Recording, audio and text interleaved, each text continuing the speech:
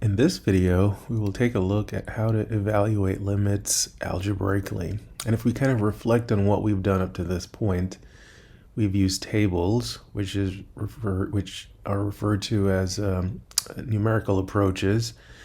We've used graphs, right? So that's a graphical approach.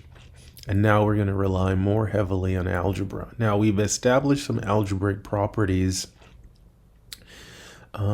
and those deal with very general type of functions. And now we're going to look at specific functions and what sort of tricks or tools from algebra will enable us to evaluate certain limits, right? And as we go through, I'll state some like general rules of thumb, right? So let's start with our first rule. And so if f of x is an elementary function,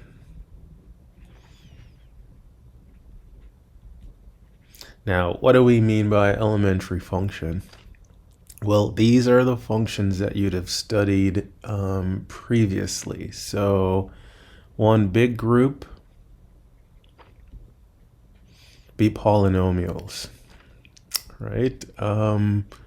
Rational functions. And if you don't really remember the precise definition of these functions, at specific times during the course, we will go ahead and remind you. But, using them, it should become familiar. You should recognize them. So polynomials, rational functions, exponential, logarithmic, and let's say trigonometric,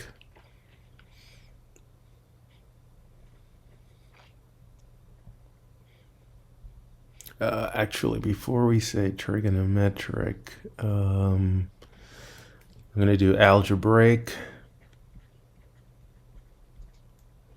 And that has to do with roots, so any type of function with roots, not just square roots, but any roots.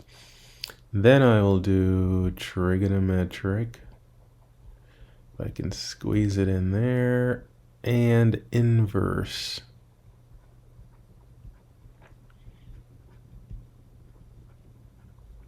Trigonometric, right? And when you look at this list, it pretty much contains every type of function that you've looked at. And again, we will continue to refer to these types as we go through subsequent concepts. But if your function is one of these or any combination of these, and again, we have 5 ways that we can combine a function, right? So if it's one of these, then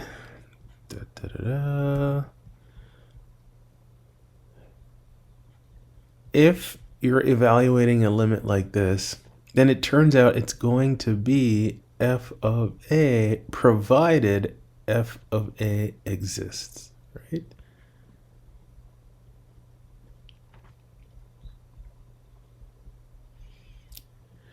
And again, remember, we encountered this concept that as long as we can do the operations and get a number, and that's what we mean by a function value existing. Like, you do the operations and you get a well-defined answer. You don't get, like, for real numbers, that is. We're not using complex numbers with regards to limits. But basically, you can evaluate your function and you get a real number, right? And so this tells us that to evaluate a limit of one of these elementary functions, provided we can plug a into the function and get a number, then that's how we would compute the limit. So pretty easy stuff. So let's do a few examples of this, right? And again, what we will do is for each, potential problem, we'll have one of these kind of rules to say, okay, what you would do. But what you will do will rely heavily on some kind of algebra. Okay, so I'm just going to write down a limit. So let's say it's the limit as x approaches 2 of the square root of e to the x plus 2x squared minus 1. So let's say that's our function, right? Well, this function, you can see it's not a single type, it's a combination of functions. So let me just kind of highlight which ones are which. So obviously e to the x is the exponential function. And we can say the 2x squared minus 1, that's our polynomial. And notice we're adding those two. So that's one combination. But then all of that is under a root. So the root itself is an algebraic function, right? And that's what we mean by combination. You take these, different types of functions and you throw them together using our the different ways that we can combine functions. But if we can plug 2 into all of this and get a real number, then that's the answer, right? So and if we look at the operation, you're going to have e squared plus 8 minus 1. So that's definitely a positive number under the square root. And remember, we can always take the square root of a positive number. So I know that this will be equal to e squared plus, in fact, let me write down a couple more steps. 2 times 4 minus 1. And then this is the square root of e squared. Now this is plus 8 minus 1, so that's plus 7. And this is our answer. Now, if you wanted, you could go ahead and get the decimal approximation. Feel free to do that, but this is our limit. So this function approaches the square root of e squared plus 7 as x approaches 2. Notice also how the final answer is presented. Once we evaluate and we recognize that we get an actual real number, the limit notation is no longer used. The limit is just, it's an operation. It's just like a square root or a plus sign or a divide sign, that once you perform the operation, you don't write the symbol anymore, right? Just that this operation involves, for certain types of functions, these elementary functions, it involves evaluating them. All right, let's try another one. So let's say we have the limit as x equals 0. And then we will have 3x squared minus 9x plus 8 all over. Let's do now a logarithmic function. So the log, let's say in base 2 of the quantity x plus 8 again. And then let's do a trig function. So minus 2 cosine of 10x. All right. Okay, so this one, definitely we can see there's division in there, but there are, again, different types of functions. So the numerator is a polynomial. This term here is logarithmic, but then it's composed with another polynomial here. So this is another polynomial. But then the whole thing is, so it's a logarithmic function. And then similarly here, the 10x is another polynomial. But now in this case, it's composed with a trig function.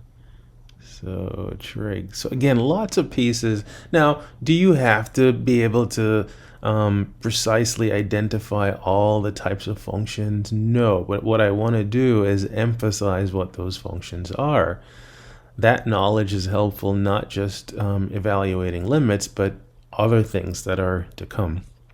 All right, so let's plug in our 0. Well, plugging in 0 makes a lot of things simplify. Typically in the terms in a polynomial that has an x, when you plug 0 in, well, they all evaluate to 0. So if there's a constant term, you're going to be left with a constant. So the numerator is 8. And then in the bottom here, we have the log in base 2 of 8. And then we have 2 times the cosine of, now this polynomial doesn't have a constant term. So when you evaluate the 10x at 0, you'll get 0, right? Okay, so this is a number, but it's certainly not simplified, right? It's not simplified.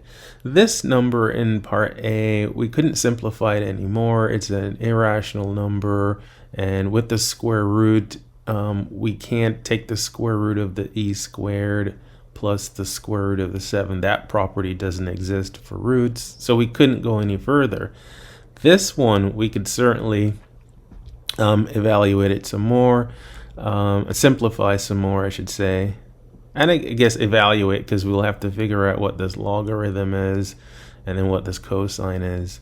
Now in base 2, what is the log of 8? Well, that's asking you what number do I have to as my exponent. So so the log of 8 in base 2 is asking you 2 to what power is equal to 8? Well, that will be 3, right? So the log of 8 in base 2 is 3. And then the cosine of 0 is 1, right? So 3 minus 2 times 1. So what do we end up with? 8 in the numerator, 1 in the denominator. So our limit is 8, right? So that's what it looks like evaluating these elementary functions using simply function evaluation. If you can plug your number in and get your answer, that is your limit, right? In a subsequent video, we're going to see, well, what happens if we plug in the number and we don't get a real number? We get something a little bit strange. We'll have a process for that as well. See you then.